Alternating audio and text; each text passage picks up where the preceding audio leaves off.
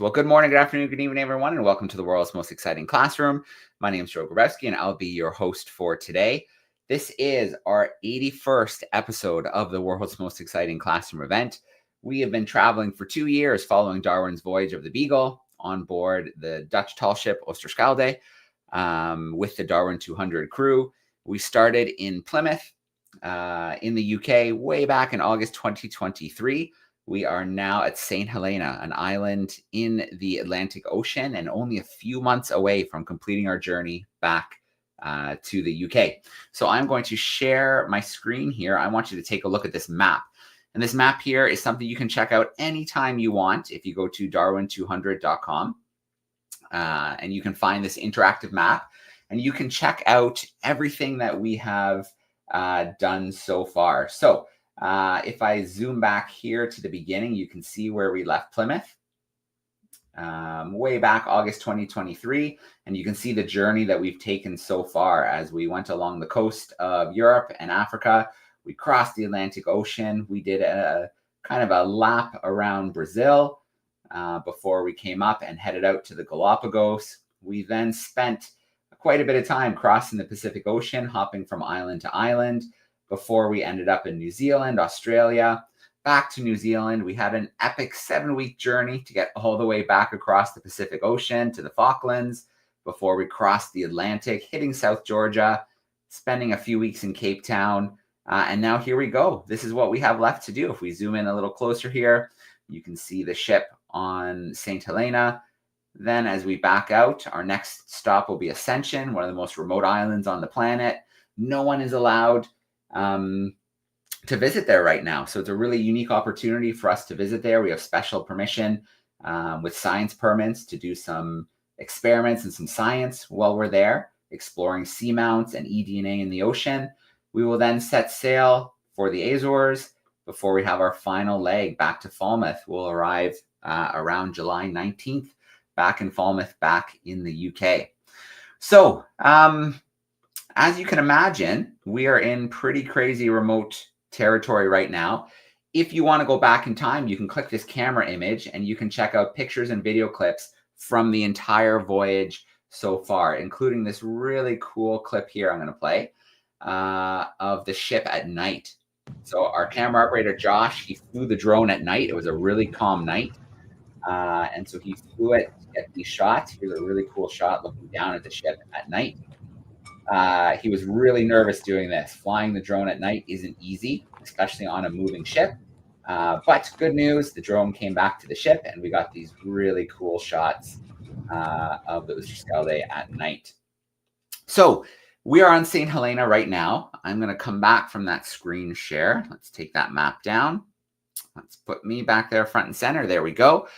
And what our plan for today is really jam-packed. We're going to have a connection in South Africa with one of our Darwin leaders, Manar, and she's going to talk about the project she was doing with the African penguins. I have some really cool footage that I'm going to share from a shark dive that I broadcast live while I was in Cape Town a few weeks ago in a place just outside Cape Town, actually, about 2 hours away, called Gansbaai. We've got that. We've got experiments. We've got curiosities.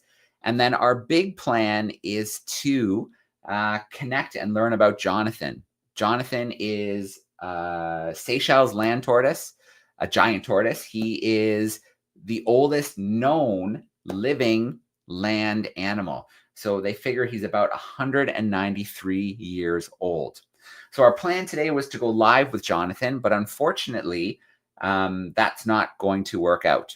But we have a backup plan. I will tell you why that's not going to work out. We have 2 units on the ship that let us connect via satellite from really remote locations. Our maritime unit that we use on the ocean, it unfortunately died on us when we left Cape Town a few weeks ago, which means that we had no connection while sailing. We have a land unit as well, a Starlink unit, and we were able to use that on the ocean a little bit, but unfortunately yesterday, that unit died on us as well. So I think over 2 years of putting them under a lot of stress, open ocean, dragging them on land to different places like in Brazil and the Galapagos, I think that we just kind of killed the units. Luckily, though, Stu and I knew that we're in a really remote location. Stuart McPherson is our expedition leader, and we filmed a segment with Jonathan yesterday, and Stu sent it to me before we had our connectivity issues. So I do have a segment with Jonathan, so we're still going to get to meet him and learn about Jonathan and St. Helena, but unfortunately, it's not going to be live because our connectivity is gone. And if I show you the map one more time, I'll show you why that's kind of a big problem as well, is look how remote St. Helena is, and then look how remote Ascension is. So there are no flights that come into Ascension. So for the next month and a half, the Oosterschelde is going to have no connectivity for video calls, for sending data.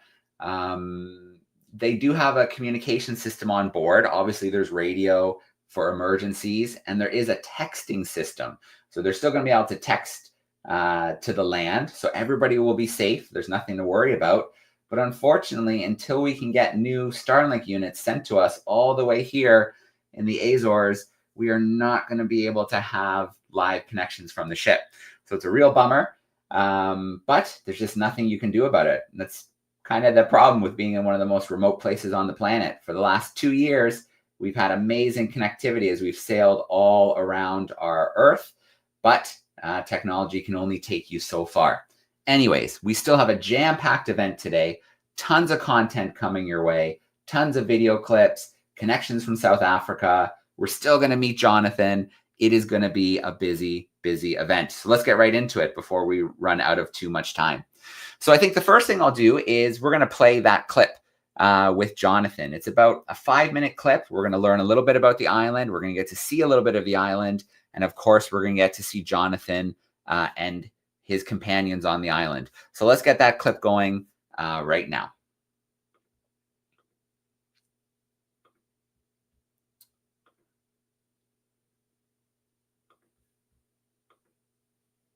Welcome everyone to the beautiful island of St. Helena in the South Atlantic.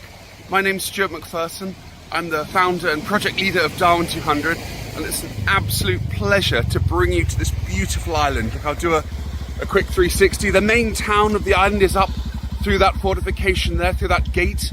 For 500 years, ships have been using this beautiful island as a victualling station to resupply, to get fresh water, to get fresh food, and to get fresh supplies.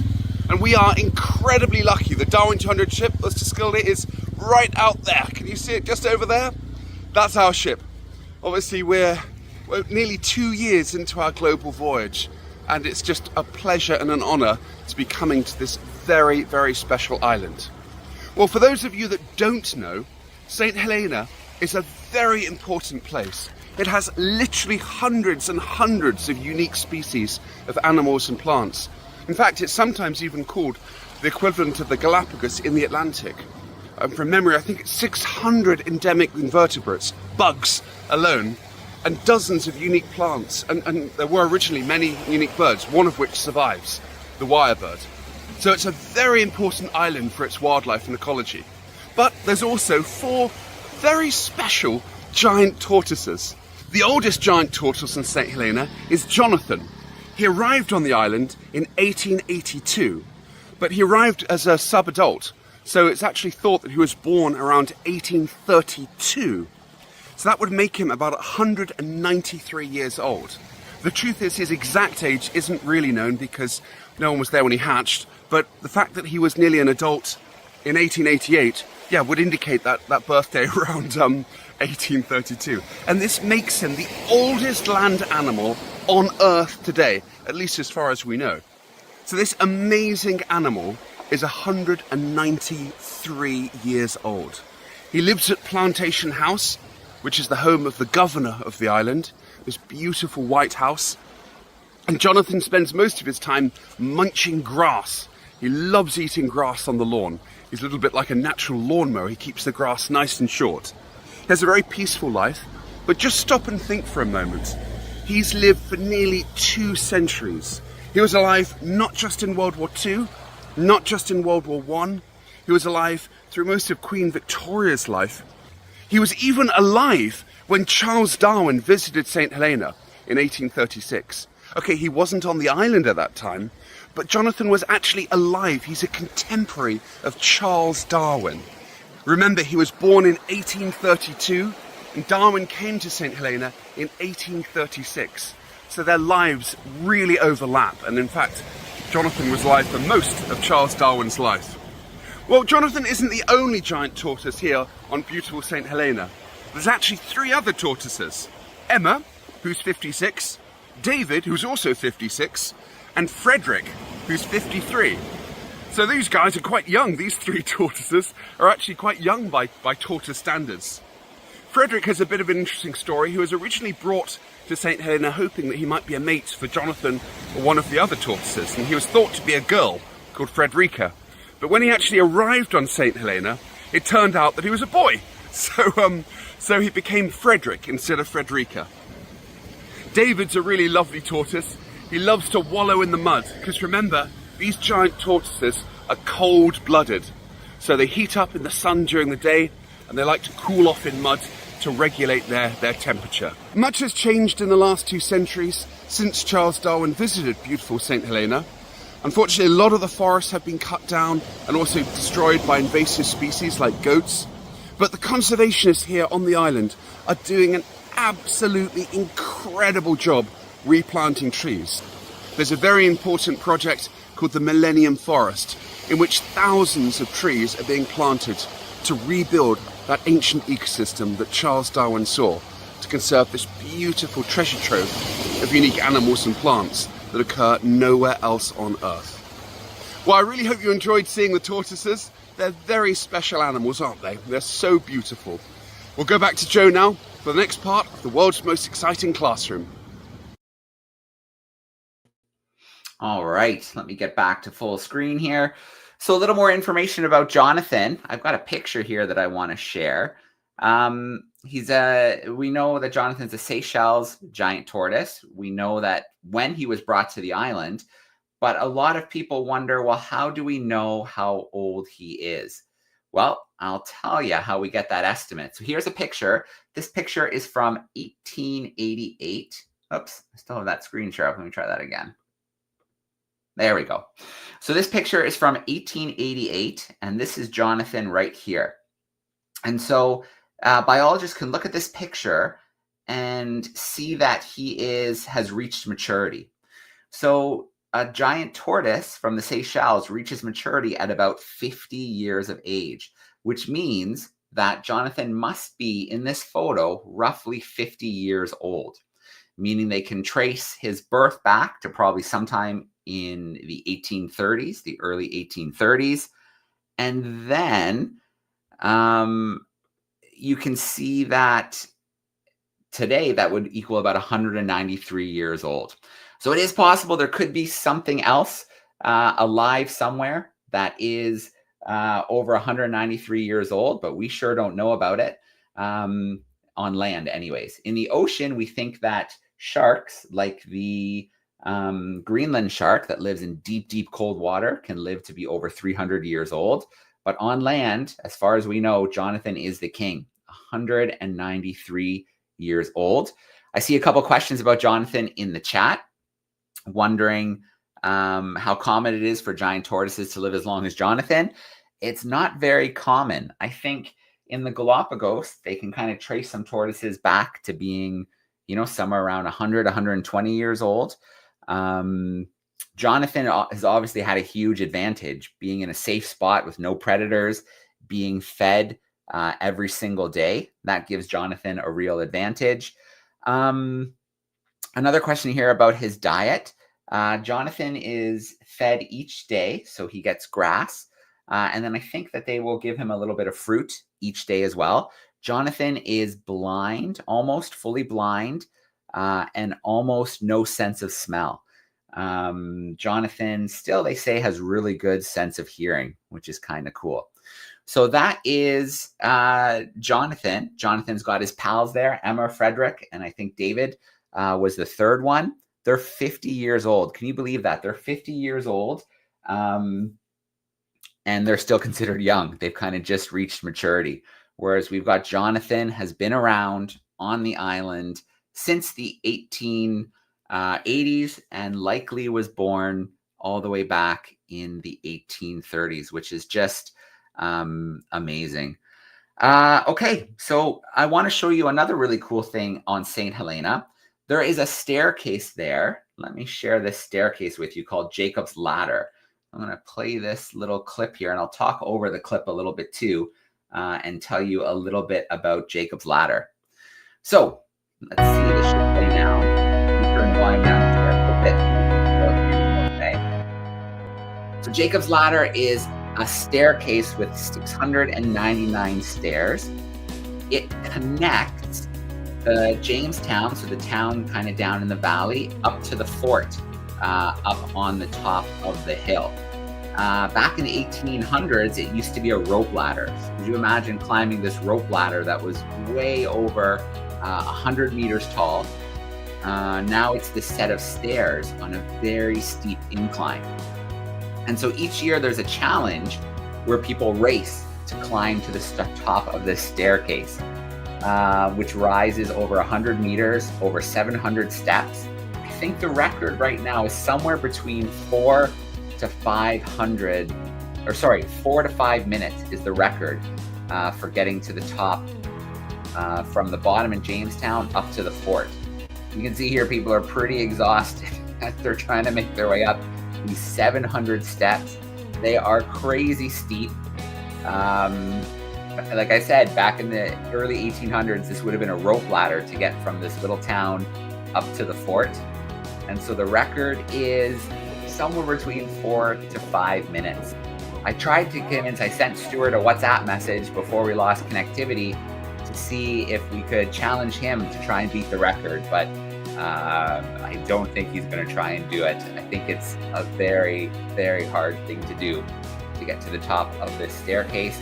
And then another thing people sometimes do as well, which has led to injuries, is they slide down the banister, the metal guardrails on those steps.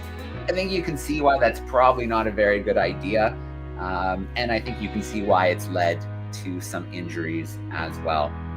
So that is a little bit about St. Helena. And yeah, I'm going to come back now, and I made a tiny little Cahoot quiz about Jonathan. And I think that we should take a little bit of time and we should do that Cahoot quiz together. So I am going to put this up onto the screen. We're going to play a little game of Cahoot, and then we might have Manar backstage after that, and we will go live in South Africa. So bear with me for just a second while I end this one screen share and I start a brand new one. This should come up for you now. There we go. Perfect. Okay, so it's 3 quick questions. The top classroom today will get a $50 Amazon gift card. You need to visit Cahoot.it. Cahoot.it, and then the PIN number for today.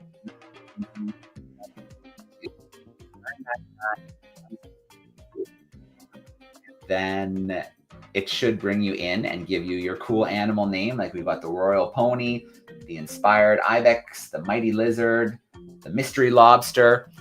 If you are joining in your classroom and you have something at your seat, like a Chromebook or a tablet, you could join that way. If you can't, that's fine. Your teacher could pop this up at the front of the classroom. You can shout out your answers to him or her. If you're joining us from home, I know we have lots of home students today. You can join us that way. Scan that QR code with your tablet or your phone. If you can't join with technology, don't worry at all.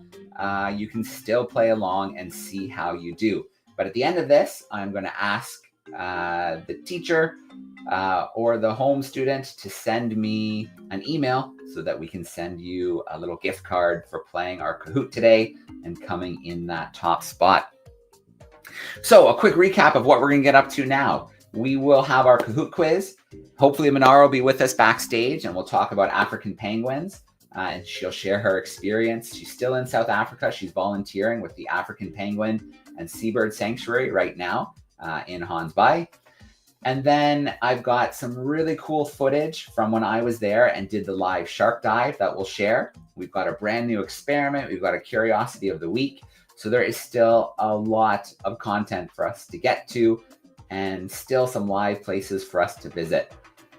I'm going to give it about 30 seconds. We can't wait too long because we still have lots to do today. So I'll give it about 30 seconds to get a few more students in, and then we will start. There's true or false. There's multiple choice. The quicker you put in the right answer, the more points you're going to get. All right. I think we got to get this Kahoot started. Let's go so that we can be ready for Manar when she comes in and joins us. So we'll have a 3-second count in, and then we will be live with our Kahoot. And our first question's coming your way. How many years have ships been visiting St. Helena? Is it 100 years, 300 years, 500 years, or 1,000 years? We know Stuart said it's a really important location for ships to resupply, tall ships. Not so much anymore, of course. Things are different. Ships move faster. We can resupply differently. But 500 years ago, to probably, maybe as recently as 50 years ago, this was a pretty important spot for ships to stop in, make some resupplies, get some water, things like that. So 500 years is the correct answer. That puts the cheerful Bobcat into that top spot. We got some true or false coming your way. St. Helena is sometimes called the Galapagos of the Atlantic. Is that true or is that false? That St. Helena is sometimes called the Galapagos of the Atlantic Ocean. You've got about 10 seconds to lock your answer in. We know there's definitely unique species there, species found nowhere else in the world. We know some of those species have disappeared due to the activities of men, but it is true. There's over 600 species of plants, many different species of reptiles, insects, and some mammal species, birds, but it is true. It's sometimes referred to as the Galapagos of the Atlantic. Cheerful Bobcat is holding on strong, but Royal Pony is only a point or two behind. We have our final question. How old is Jonathan? Is Jonathan the tortoise 50 years old, 100 years old, 125 years old, or 193 years old? So again, we have pictures of Jonathan in the 1880s. In those pictures, biologists say he's mature, so he must be at least 50 years old. That means Jonathan is over 190. So 193 is our best estimate for the age of Jonathan. Many classrooms asked in the chat, how long will Jonathan live? That is the question. We don't know. I don't think any other giant tortoise has been documented to have lived this long.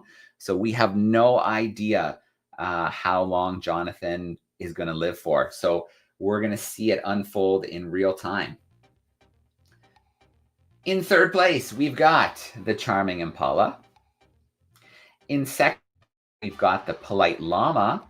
And holding down that top spot, the royal pony sneaking in at the end to take top spot. Very cool. I'm going to stop that screen share. I'm going to turn off that music. If you are the classroom that contains the royal pony, I'm going to put a link up here on the screen. Let's see, make sure I picked the right one. There it is. You need to send a message to classroom@darwin200.com. Classroom@darwin200.com. Send me a message if you're the classroom with the royal pony. If you're a student from home, send me a message as well. Maybe get your mom or dad to send the message if you don't have an email. So classroom@darwin200.com. Thanks for playing along with that Kahoot. So I do not see Manar joining us yet. So while we wait for her to come in backstage, I was lucky enough to visit Gansbaai a few weeks ago, and I was able to visit an island called Dyer Island. Dyer Island is home to the largest remaining colony of African penguins. There's about 900 pairs there of African penguins, and they are endangered. They can be found along the coast of Africa from Namibia to South Africa, But in total, there's only about 8,000 pairs, breeding pairs of the penguins left. Their numbers have plunged due to a variety of reasons. Guano harvesting, so harvesting their poop for fertilizer, that used to happen years ago.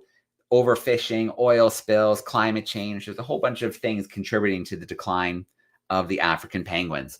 So to get to Dyer Island is not easy. You have to cross about 8 kilometers of ocean, and it's not always calm. So I want to show you a little video clip of what it's like crossing that section of ocean to get to Dyer Island. So just let me pick the right clip. There we go. This should come up for you now. And I might talk a little bit over it as well. So you can see that we've come to the harbor in the morning. There's the boat ramp. This is a tiny, tiny little Zodiac. So there's just enough room for me and then Francois, who is piloting the little Zodiac. This is first thing in the morning. We're kind of being on the trailer where the engine's firing up. This is the little truck that backed us into the water. This is how big the boat is. There's Francois and he's sitting in the back. You have to have very special permission to visit Dyer Island. It is a bird. There are tens of thousands of birds. Yeah, all good. Cormorants and terns, penguins, gulls that are on the island. You can see it's a pretty bumpy ride to get out to the island. As this is playing as well, and as Manar comes in, any penguin questions you have, or giant tortoise questions, feel free to put them in the chat, and I'll also bring in camera classes as well. Questions about a great camera class coming in today. This is the bumpy ride at sunrise. We made our way about 8 kilometers to Dyer Island. Here's our first view of Dyer Island. It's a very flat island, not very big. I would say no more than 1.5 kilometers at its longest. And there's only one person on this island. And the sea here is covered in seabirds. You can see all the seabirds. Pretty noisy island. You'll see as we get a little bit closer.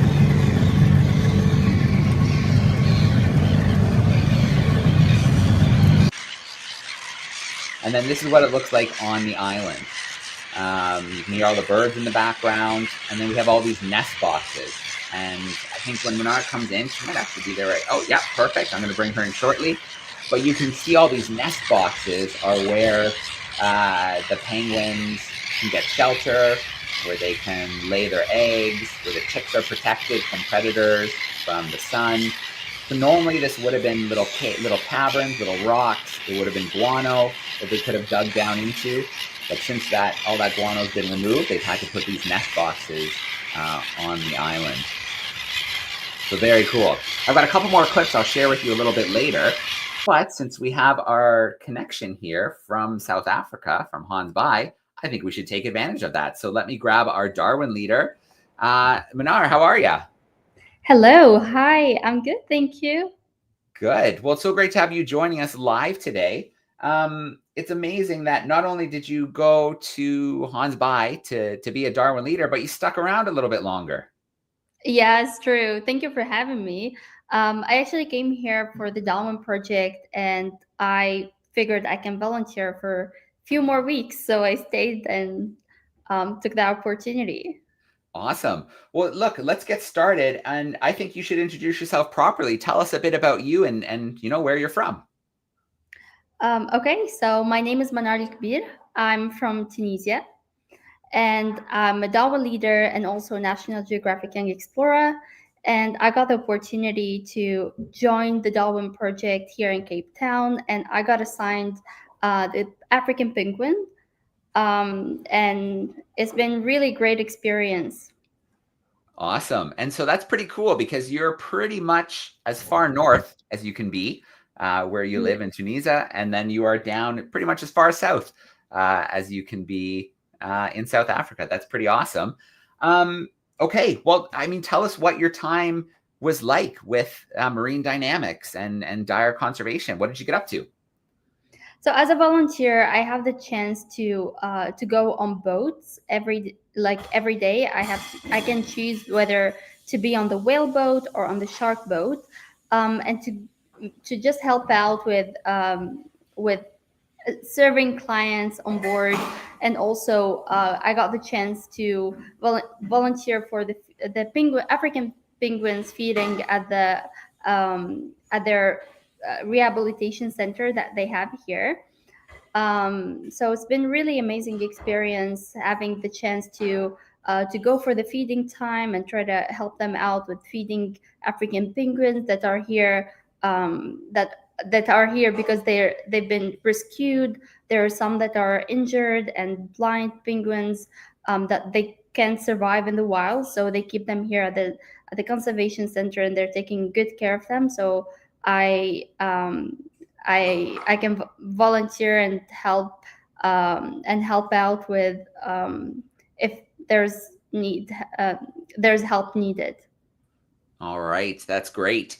And then, so your project, you had a camera operator with you, and you were making some videos about the penguins. So about the conservation issues, about the work that's being done to protect them, and then thinking a little bit about work that can be done in the future to further protect them. So, I'm wondering if you can tell us just a little bit about the penguins in general and what is being done to try and protect them right now, and then we'll take a look at your first video.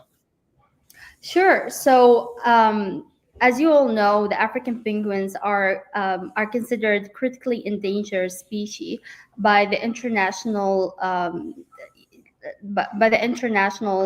organization for nature.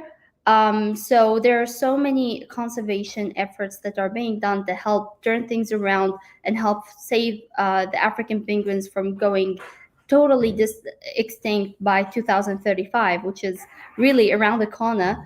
So I really think that this project has been a very eye-opening experience for me, because I got the chance to study African penguins closely with experts.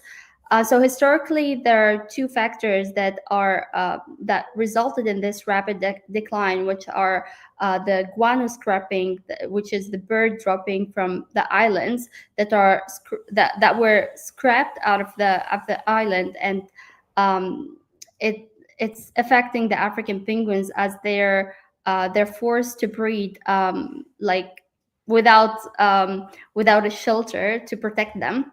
And also there's the egg harvesting, because in the past there were a lot of egg harvesting around the African penguins breeding colonies, which also has been one of the factors of the decline of this species.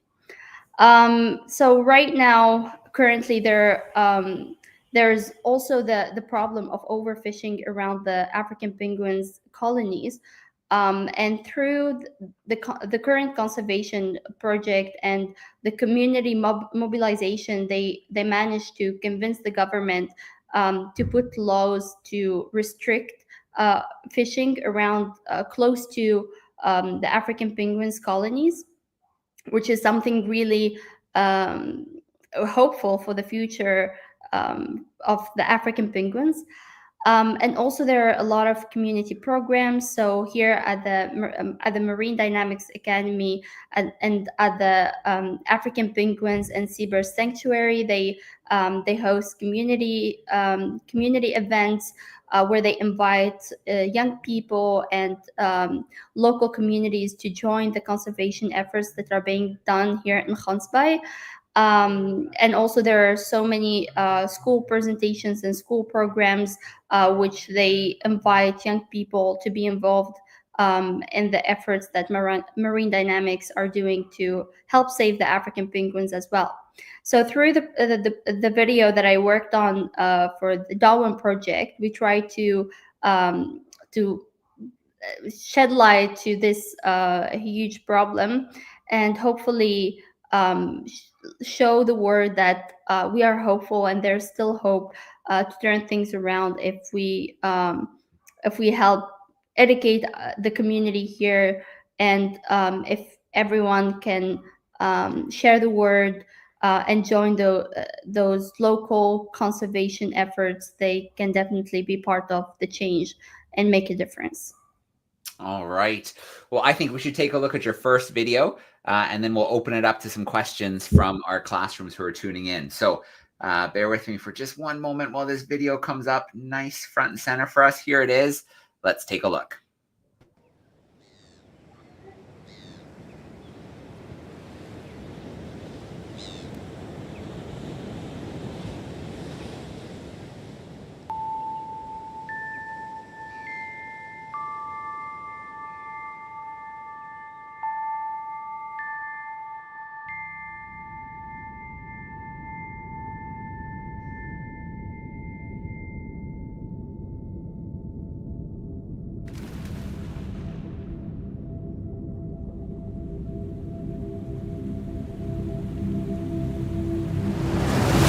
African penguins are now on the brink of extinction. Now, the African penguin's on course to become extinct in the wild by 2035, according to conservationists. The African penguin was classified as endangered by the IUCN. That happened in 2010, and it has just recently this week been uplisted to critically endangered, which is basically one level up in the threat categories by the IUCN, and it is the last category before a species is actually declared extinct.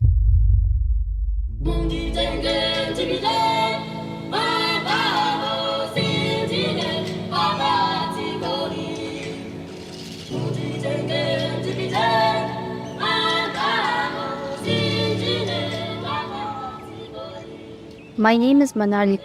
I'm a DARWIN200 and a National Geographic Young Explorer. I've come all the way to the south of the continent trying to understand how another coastal ecosystem is changing, following the trail of a species as iconic as the African penguin. My name is Manar. Manar. Hi, Dr. Annemarie Roberts. Nice to meet you. Yeah, my name is Kolani. So welcome to African Penguin and Seabird Sanctuary. And you are right on time for feeding. Okay. Perfect.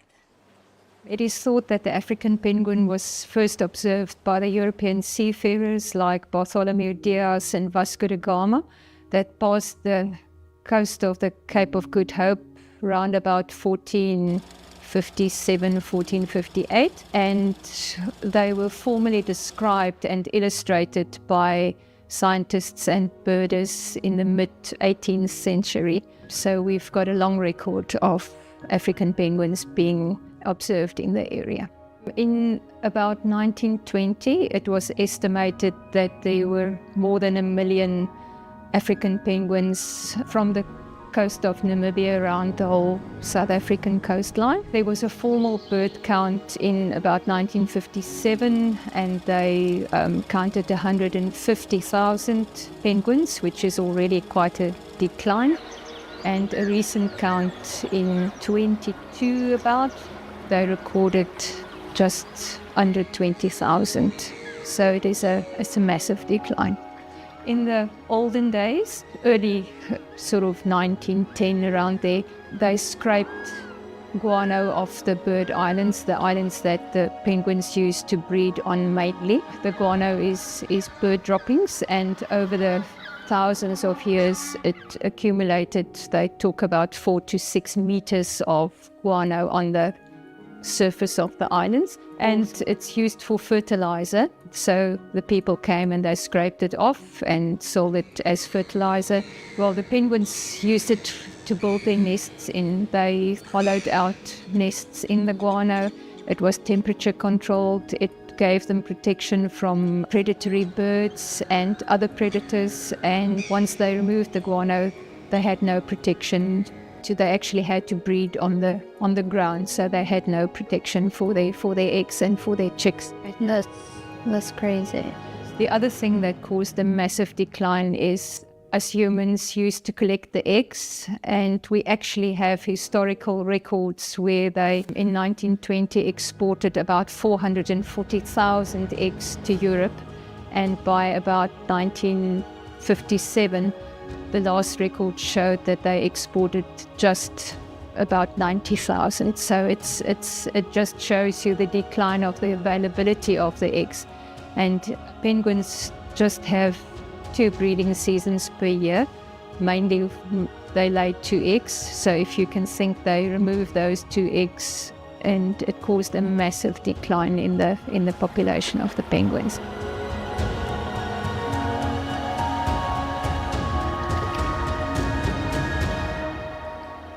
Come with me.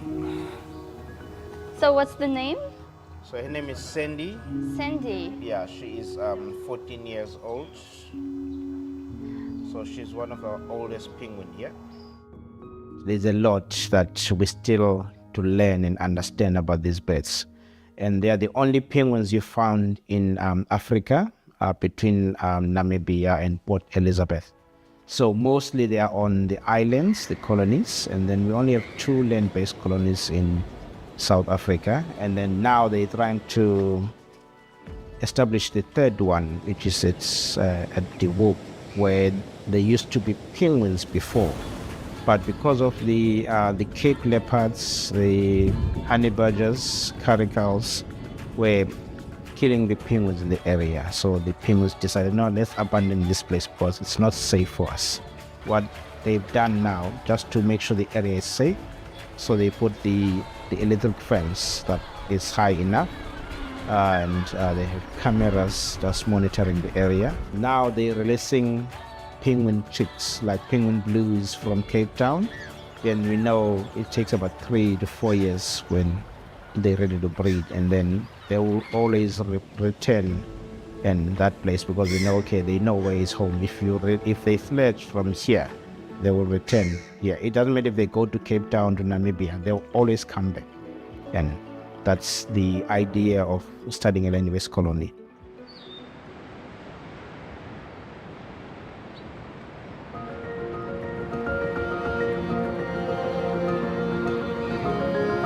Yeah, I've been here for 11 years now, and I've seen a decline myself in penguin numbers. When I started, it was what I thought already difficult to point out the penguins on the island, but we saw a lot more than what we see nowadays. So sometimes we just see 1 or 2 penguins on the island, whereas 10 years ago it was a lot more than that.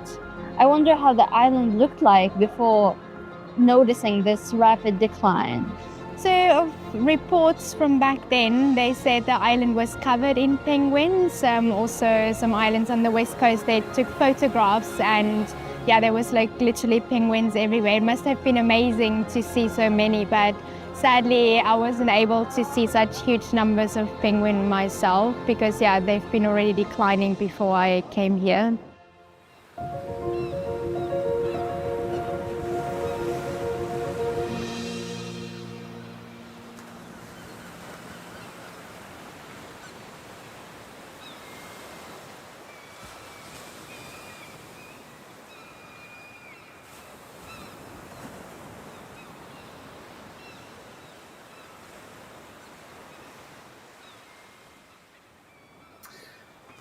All right. Well, that is an absolutely beautifully collected and edited video, but it is a sad one too because those numbers falling so much. What we will do as well is with your 2nd and 3rd video, we'll share it with the classrooms too, so they can see some hope, so they can see the conservation work that's being done and ideas for the future. So I think we should grab a couple questions now before we let you go. A few classrooms we've got hanging out backstage with us. I know we have Mrs. Connellan's kindergarten class, so I want to bring them in really quickly because they might have to leave soon. But let's bring them in so they can wave to us. Hey, kinders, how are you? Hi, everyone. Hi, everyone. I see a question in the chat about penguins. Do you want to ask a question or two about penguins? Yes, please. All right. Question. All right. You wanted to ask them about the box, right? Go ahead. Say hi, my name's Petey. Hi, my name's Petey. Hey, Petey. Hey, Petey. Who made the boxes for the African penguins? So the boxes are made inside the conservation center for African penguins one of the projects to help save and protect the African penguin. So they make it out of recycled materials that are resilient to the weather, and they take the boxes to the island for the penguin colony, so that whenever and there is an African penguin that wants to hide and shelter to protect their egg or their chick, they can find an already built-in nest that they can use to hide in them. All right. Thank you. Thanks, Dee. You guys have another penguin question for us? Chatham, you have another question? Come on up. What's your question, Chatham? Say hi, my name's Chatham. Hi, my name's Chatham. Right here. Ask your Hi. question. Hi. How do you know how old that the tortoise lived? No, not the tortoise, baby. We're talking about the penguins. How do you know how long the penguins lived? How long do they live? So the way we can distinguish an adult and juvenile penguin is by the way they look. So an adult penguin, you can see them like they have the tuxedo of an adult, and the chicks that are usually they usually have the juvenile plumage, which is they still don't look like penguin yet, but usually you can guess their age when you look at the penguin. There are experts that we have here that they can tell us whether it is juvenile or adult. All right. And I also know from Talk to Kolani that they can live, I think, somewhere around 10 or 11 years in the wild, but in captivity where they're safe from predators and fed every day, up to 30 years, which is a pretty big difference. They live a hard life in the wild, hunting fish and staying away from predators. Thanks, Kindy. Those are great questions. Thanks, Collins Crew. Thank you. All right. We've got some fourth graders hanging out with us. How are we doing, fourth graders? Good. All right, hey, everyone. Azan has a question. What is the African penguin's natural predator? Sorry, Okay. I didn't hear that question. A little bit louder, bud. Thanks, Matt. What is the African penguin's natural predator? Natural predator? Yeah. So the African penguins, like right now, there's this problem of seals attacking African penguins because they want to get to the fish inside their stomach. Because of overfishing, there's not enough sardines in the water. So usually African penguins would swim for very long distance to find sardines and to find food. So, and also for the same problem for seals, because they have to go very long distance in the ocean. So instead of doing all this hard work, seals are becoming more lazy, and they're starting to attack the African penguins, which is actually one of the problems that they have here, is how to protect African penguins from seals, because they're becoming one of the predators that they have to be careful with it. Thank you. All right. Do we have another penguin question there? Edmund, come on up. I don't have one. Okay, you can ask the next one here. Okay, come on up.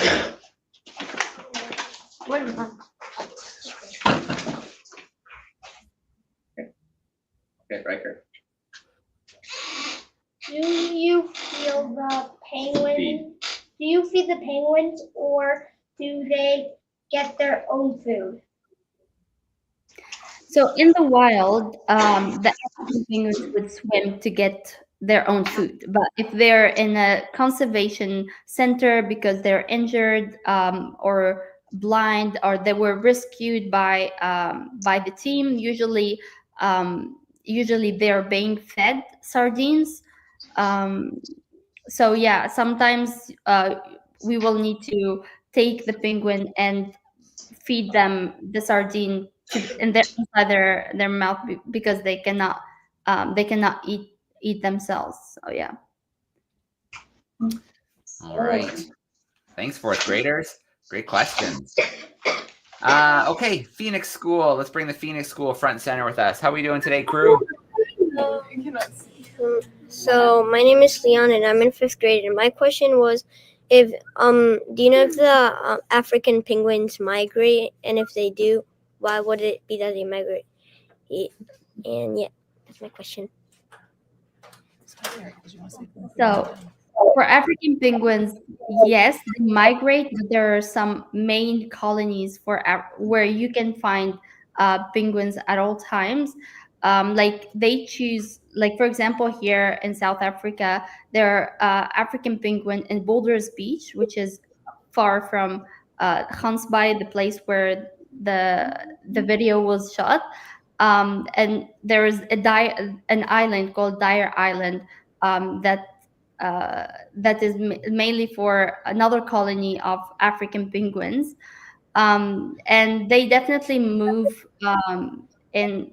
they move to find foods and to feed their chicks, but mainly they stay in a group because they feel more confident, and they live in a group, like communities together.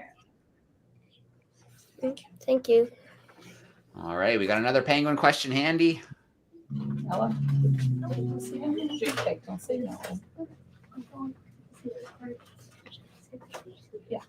My name is Ella. I'm in 4th grade, and I was wondering, what is the biggest recorded colony of African penguins?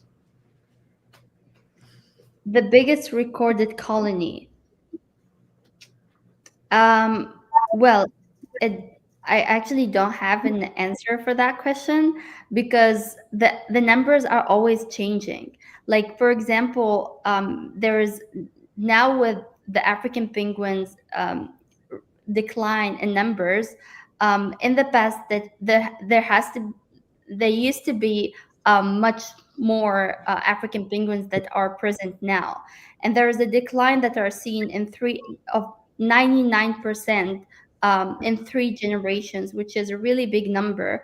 And we're trying to, with these efforts, to turn things around and help save this species. But as I told you, the numbers are always changing.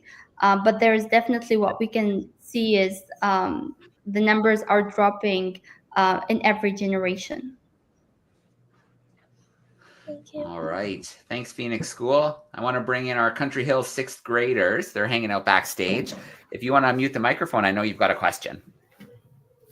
How come the African penguins are in Africa and the other penguins are in the cold? Aren't most other penguins in the cold? And do the African penguins like heat? Well, it all depends on the type of species of African penguins. So mainly African penguins that they live in South Africa because of the climate and the water temperature. It helps them. It's somewhere where they feel adopted to it's their natural habitat. And there are others that are more adapted to other climates that are colder. They live in another location, like Rockhopper penguins, and there are other types of penguins, but they live in different locations because of how they adapt to the climate and their environment surrounded the colonies. All right. And then I'll just add to that too, that we always think of penguins, we think of Antarctica and cold. But in reality, there's 18 species of penguins, only 4 of which are found in Antarctica. So there are penguins all the way up at the equator in the Galapagos. So there are some penguins who can handle the heat. There's some who prefer to be further south. But yeah, 14 species of penguins are found outside of Antarctica. So very cool. Last question here from Miss Bland's crew. They're tuning in via YouTube, and they're wondering how long does it take for an egg to hatch? Did you talk about that with Kalani? I actually, it depends if it's in the wild or it's a rescued egg from the wild inside the center. I don't have the exact number. I'm sorry for that. That's okay. You know, it's amazing that you've had this opportunity to go from, you know, about as far north in Africa as you can, to come down to Gansbaai as a Darwin leader, to gain new conservation skills, to work with Marine Dynamics, the Dyer Conservation Trust. When do you head home? It's going to be next week. All right. Very cool. Well, Manar, I want a huge shout out. Thank you so much for joining us. It's always great to have our Darwin leaders with us live. You've had an incredible time. Say hi to the Marine Dynamics team for me. I had a lot of fun hanging out with them when I was there a few weeks ago. And I hope, you know, you enjoy the rest of your time. And I hope to hear more stories about, you know, the work you're doing in the future. So thanks so much for being with us. Thank you so much for having me. All right. Thanks, Manar. Thank you. And thank you all for all your questions. All right. Okay. Well, you know, what always tends to happen here is we go way over our hour time slot. So we are hitting our hour of the 81st World's Most Exciting Classroom event. We have a brand new World's Most Exciting Classroom event coming your way next week, same time, Thursday at 9 o'clock Eastern, 2 p.m. in the UK. Thank you so much to all the classrooms who joined us. I'm sorry we couldn't be with Jonathan live today, but unfortunately, satellite technology in their most remote place on the planet just doesn't cooperate. So unfortunately, with both our Starlink units, after 2 years of hard usage breaking down on us, we're not going to have new Starlink units until we reach the Azores in June. We will still have the world's most exciting classroom. We're still going to beam to cool places around the world, still have lots of content, experiments, and such coming your way. So join us next week. We'll send out a new update in the newsletter. But for now, we'll end with a shout out to our sponsors, our supporters. Thank you so much for letting us do what we're doing, sailing around the world, doing research, bringing young Darwin leaders like Manar into the field, having the world's most exciting classroom. It's been absolutely amazing. We will see classrooms next week for our 82nd World's Most Exciting Classroom event. But for now, we are going to sign off. Thanks, everyone, and have a great rest of the week.